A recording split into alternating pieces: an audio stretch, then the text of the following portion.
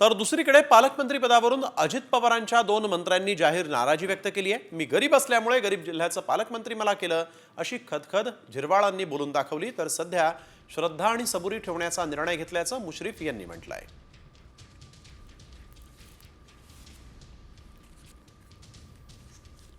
पालकमंत्री या विभागाचे दिल्यामुळे आम्हाला आनंद झाला आहे का आम्ही एवढे गरीब आहोत। हा अल्प किंवा जिथं MIDCच नाही असा राज्यातला एखादा जिल्हा सांगा तर त्याचं नाव होतं हिंगोली।